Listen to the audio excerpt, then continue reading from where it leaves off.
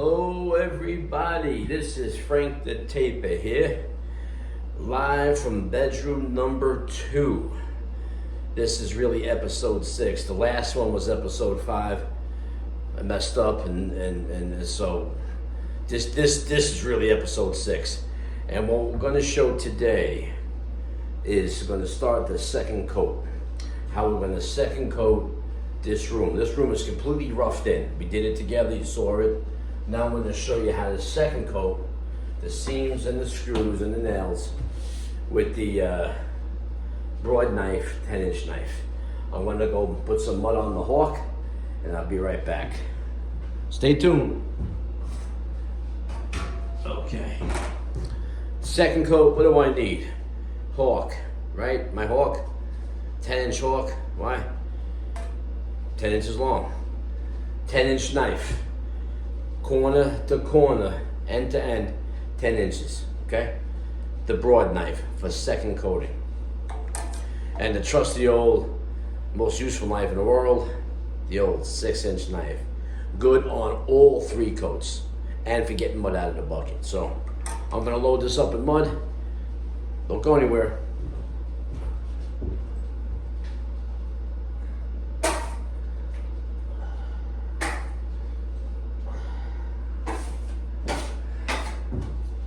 Okay, I'm back. Now, in the previous episode, you saw how we learned how to spot nails and run the nails. When I say nail, I mean screw. So screws, nails, but they don't nail sheetrock no more. They use screws, okay? So screws. But you can use those terms interchangeable. And we learned how to spot a nail, like this, right? Remember? Put it on one way like that. And then you wipe the opposite way. Okay. Now, when you're second coating, you're applying the second coat, you can do the same thing. You can go by and just go like this, hit it here, wipe it down, and hit it there, just like that. Or you can hit it sideways and then pull it this way. Any way you do it, you wipe it the opposite way you put it on. Okay, now, you can do it that way in the beginning. Then when you get more advanced, you can run them just like I did, straight up and down with the side of the knife, like this. See? Now watch. Whoop. Just like that, and then come down. That's the way I'm gonna coat them because it's faster for me. But when you're learning, that's the same way. You can spot them, or you can run them, either one. So just like this, 1, 2, 3 screws, and then down. Second coated. Okay. Now comes the seam. Right here, the vertical seam. Now you're gonna learn how to feather. Okay, it's very easy. Watch this. You load up your broad knife. Now, I'm not going to go all the way down to the floor, all right, because I can't get the camera angle down there. I don't have anybody here to do it, all right, so it's just too much of a pain in the butt. So, I do it. So, what I do in the middle here to show you, to teach you what I do here in the middle, it's the same way from the bottom or the top. It's the same thing. So, to make things easier for me and for you to understand, I'm just going to take a little middle section and do that so you get the idea, all right? Okay, here we go. All right, see that knife? Get the mud on most of the knife, put it here, and bring it down like that. Take a little more, bring it down just like that. So just pretend that down here is the bottom near the floor. Okay, the principle is the same, but you can't see me bending down. It ain't a pretty sight anyway, so you'd be happy about that. So. Okay. Now, you're going to take your broad knife and you're going to feather. And what feathering is, you're just going to bend the edge of the knife, just like this, right? You're just going to bend it. Remember I told you this knife flexes. It's blue steel, it flexes. It's meant to flex. The stainless steel is a little stiffer. It flexes a little less. So, but you can cut the mud, you can wipe it down with a little bit less effort because it really doesn't give. This one gives. You can spread it a lot easier with the blue steel. But we're gonna learn how to feather. There it is, 10-inch knife. We covered it up, right? We're gonna take the edge of the 10-inch knife and come on the outside here. We're gonna bend it a little bit and then wipe it off. Just like that, see? Just like that. Same thing with the other side. Bend it, like that. You're leaving the mud in the middle, that's where you want it, and you're feathering the edges. That's what they mean by feathering. Feathering, feathering, feathering. So you just put the edge of the knife here, and you come down, and you wipe it off. So after you feather both sides, you're gonna put your knife right here, up against it. Now remember, when the knife is away from the wall, you're gonna take the mud off. We're not taking it off. We wanna leave it on. We took it off the edges. When you spread it, the knife, the handle of the knife is close to the wall. When you're gonna take it off, so it's all pressure regulation on your wrist. See the knife? Look, close, spread, wipe, away from the wall. So it's just like this. It's a constant changing of the pressure. If you need mud in a certain area, you want to leave it, you keep the handle closer to the wall. You want to take some mud off, you keep the handle away from the wall. So now I'm going to come straight down with it. Handle not that close. I don't really want to spread it, I just want to wipe it off, but I want to leave some on. So it's not like this, and it's not like this, it's kind of just like that, right in the middle. Now watch. Straight down. That's it. That's second coated, right? The tape is covered, that recess is full, and everything is good. Now, if you got a little line out here or something, you can always come down a little bit, take it off, but it really doesn't matter, because the name of the game is you gotta go over it again. You gotta do another coat, so you don't have to make it, you get all crazy with it. Now, this is just the middle of the seam. Now, if this was on the bottom, you'd do the same thing. You would put all the mud on like this, feather both sides, grab your knife, come up from the bottom, and you would just come up like this, holding the same position. Remember, the higher you go, the more tendency the knife is to come away from the wall and take mud off. But when you're coming down like that, you gotta hold that knife in position all the way from the bottom up. So it's a little bit tougher. Doing the tops is easy, because you're just pulling straight down to the seam. Now remember one thing, it's very important, all right? This is for people that get fanatical and get anal about things. You have to make time. Taping is time. You got to keep moving. So the thing is this: when you're coming down, you got to remember something. Your knife has to leave the wall at some point. Now, you don't just come down and then just pull the knife off like that and then have a big ridge there. So I'm going to show you. I'm just going to redo this one. All right, we're going to mud it up just like that. Okay. So I'm going to come up like this, nice and smooth. Now, I'm going to feather. Feather. Feather. Like that. See? That came off the end. We left the mud in the middle, okay, where it's supposed to be.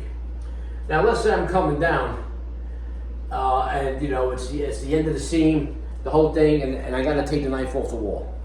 Don't go like this and look like that, okay? You don't look like a schmuck. You don't want to do that. But your knife does have to leave the wall. So, what you can do, naturally, if it's a top and you're going into the bottom, you just come down real careful. You lighten up at the end so the mark is not that present, not like this. Okay, big mark. So you come down, let's say this is the bottom. Let's say this is the bottom of the seam right here. This is the floor. And then you gotta come off. So what you do is you do the sweep. You sweep it off to the side to soften up the leave off mark, like this. Right to the side. You see? You come down like this, and you're gonna leave, you just sweep it off. And you have a very light mark there on the bottom that you're gonna go over it anyway, you're gonna sand it, and it's just gonna disappear.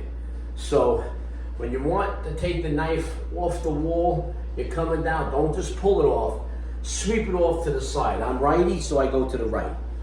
Some people, they go to the left, it just depends. You know, what's more comfortable for you? If it's more comfortable for me, that's why I do it. So you come down like this, and you sweep it off, just to the side. You're gonna have a little mark.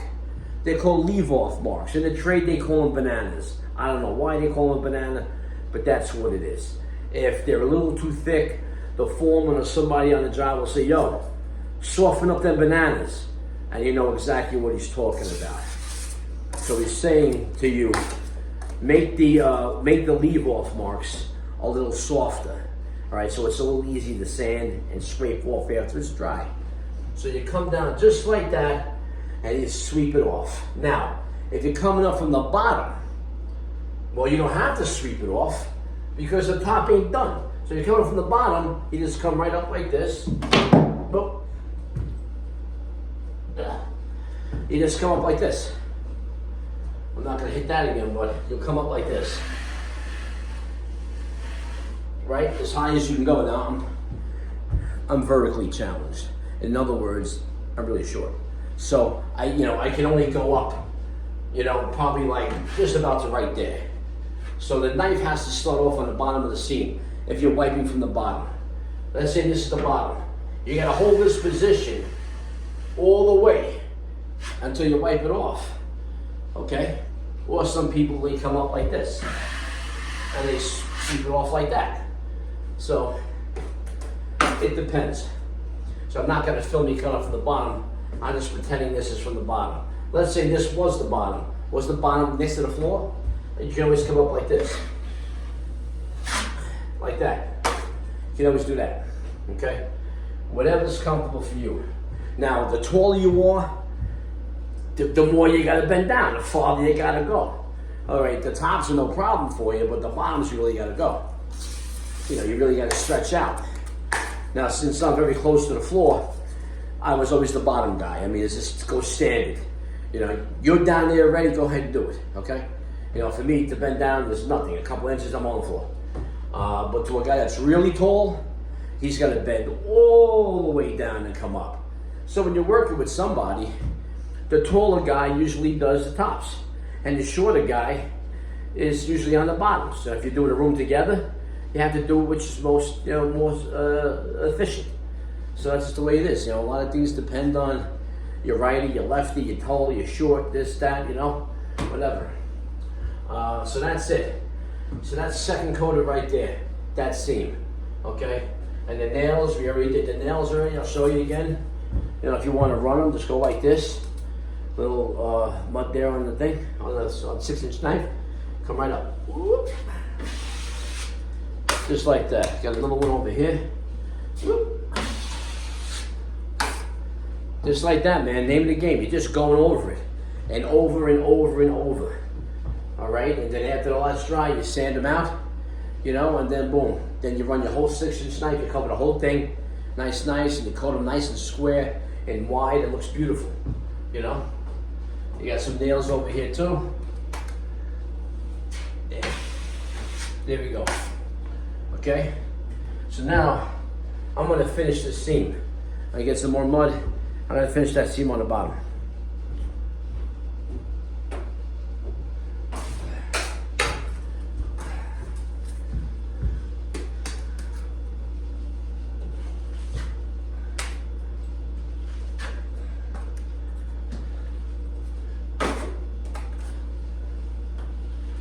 Just like that. Okay. See, I'm going to show you. Tilt this down a little bit there. See, that's the bottom of the seam, right down near the floor. And we're going to do it exactly the same way. Same way. Right? I'm going to come up my feather. Come up this side. And then I'm going to wipe it.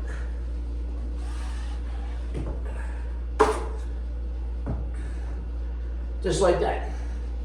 Just like that. And up here, I don't know if you can see it, but right over here, there's a leave-off mark. When I came up, I just lightened up on the pressure and kind of just like swept it and left it. Some people, they wipe it and they wipe it 100 times. They keep on going. Any little mark, they try to make the scene look perfect. Why? Why are you gonna do that for? You gotta go over it another 1 or 2 times and sand it. Don't waste time, you move on. That's all. If there's and I'll even show you, when the seam is dry, and let's say you come in to work on the ceiling or something, and you see these little leave-off marks, you know what you do?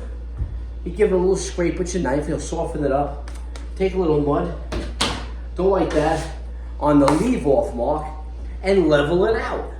That dries, and boom, and then the time you go to sand it, you're just breezing it over. It's just a constant state of filling, widening and filling, and not big heavy coats.